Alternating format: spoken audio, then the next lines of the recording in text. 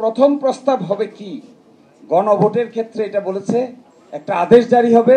এইটা দেখে আমি খুব আশান্বিত হয়েছি। এটা এখন বসে বসে পড়ছিলাম, এখানে বলা হচ্ছে আদেশটা কে জারি করবে। বলছে এই আদেশ জারি করবে হলো সরকার। সেহেতু সরকার গণ অভ্যুত্থানের মাধ্যমে প্রকাশিত জনগণের সার্বভৌম ক্ষমতা অভিপ্রায়ের ভিত্তিতে এই আদেশ জারি করিল। বড় একটা বিতর্ক থেকে বের হচ্ছে, যে বিতর্কটা আমরা ঐকমত্য কমিশনে বারবার করার চেষ্টা করেছিলাম। ঐকমত্য কমিশনকে তারা বলেছে সরকারের মূল ভিত্তি 106, সংবিধানের 106 অনুচ্ছেদ।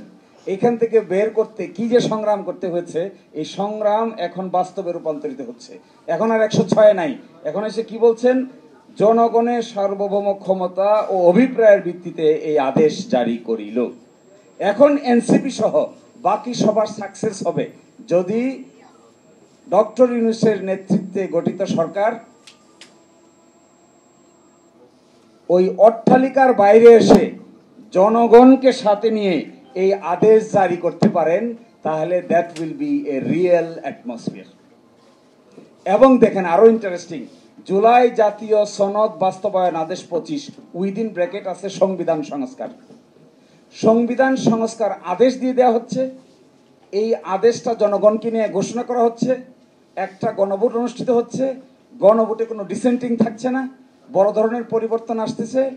গণভোটের মাধ্যমে হয়ে গেলে এগুলো সংবিধানে ঢুকে যাচ্ছে।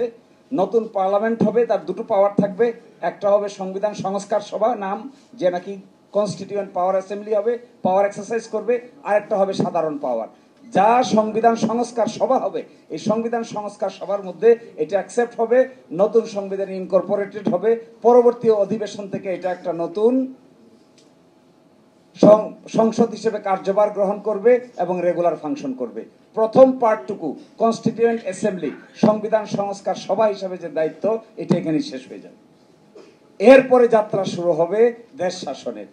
এই প্রক্রিয়াটা এখন যদি স্মুথলি পার করা যায়, without any unnecessary debate, without any unnecessary interruption, এই প্রক্রিয়াটা যদি পার করে নতুন সংসদ গঠন করা পর্যন্ত প্রক্রিয়ার মধ্যে যাওয়া যায়, সংবিধান সংস্কার সভা তার দায়িত্ব পালন শেষ, এরপরে নতুন পার্লামেন্ট যাত্রা শুরু করবে। এই অংশটুকু যদি এখানে ইনকর্পোরেট করে বাস্তবায়নের জায়গায় যাওয়া যায়, আমার ধারণা এই 1-1.5 বছরের সংগ্রাম একেবারে স্ট্রাকচারাল ডিজাইন পরিবর্তন করে বাস্তবে রূপান্তরিত হবে।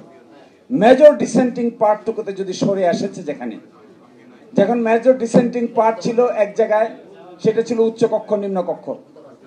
উচ্চকক্ষ নিম্নকক্ষের জায়গায় আমরা মেজর ডিসেন্টিং ছিলাম না, মেজর ডিসেন্টিং ছিল উচ্চকক্ষ গঠিত হবে পিআর এর মাধ্যমে, এই জায়গায় ছিল মেজর ডিসেন্টিং। উচ্চকক্ষকে পিআর এর মাধ্যমে গঠন হতে দেওয়া হবে না, এখানে নোট অফ ডিসেন্ট দেওয়া হয়েছিল। আরেক জায়গায় দেওয়া হয়েছিল যে এক ব্যক্তি প্রাইম মিনিস্টার হবেন, আবার দলীয় প্রধান থাকবেন না, এই জায়গায় নোট অফ ডিসেন্ট দেওয়া হয়েছিল। নোট অফ ডিসেন্টের এই জায়গাগুলো আমাদের সামনে একটা স্টাম্বলিং ব্লক ক্রিয়েট করেছে। কেয়ারটেকার গভর্নমেন্ট কেমন হবে, তার এখানে 5টা প্রপোজাল দেওয়া হয়েছে, অপশন 1, অপশন 2, 3, 4, 5। চতুর্থ অপশনে গিয়ে 1-2টা বড় দল এখানে নোট অফ ডিসেন্ট দিয়েছিলেন। এই নোট অফ ডিসেন্টটাও এখানে থাকছে না। এটা দেখে আই বিকাম ভেরি হ্যাপি যে নোট অফ ডিসেন্টের কবল থেকে আমরা মুক্তি পেয়েছি। যে যাই নোট অফ ডিসেন্ট দিয়েছেন, আমি মনে করি যে দলই দিয়ে থাকেন, জামাত ইসলামী দেন, বিএনপি দেন, এনসিপি দেন, যে যেখানেই নোট অফ ডিসেন্ট দিয়েছেন, এই নোট অফ ডিসেন্ট গুলো স্বেচ্ছায় সজ্ঞানে নিজ দায়িত্বে সকলেরই তুলে নেওয়া দরকার, এবং এই বিতর্কে আর যাওয়ার প্রয়োজন নাই। লাস্ট কথা বলি, শেষ করে দিচ্ছি আমি। সবচাইতে ইন্টারেস্টিং মনে হয়েছে একটা কথা, আপনি প্রশ্নটা কিভাবে যাবে, আপনি কি জুলাই জাতীয় সনদ বাস্তবায়ন আদেশ 25 এবং ইহার তফসিল 1-এ সন্নিবেশিত সংবিধান সংস্কার প্রস্তাব সমূহের প্রতি আপনার সম্মতি জ্ঞাপন করিতেছেন কি না, এই হবে গণভোটের সাবজেক্ট ম্যাটার। যারা হা হচ্ছে তারা হা বলবে, যারা না হচ্ছে তারা না বলবে।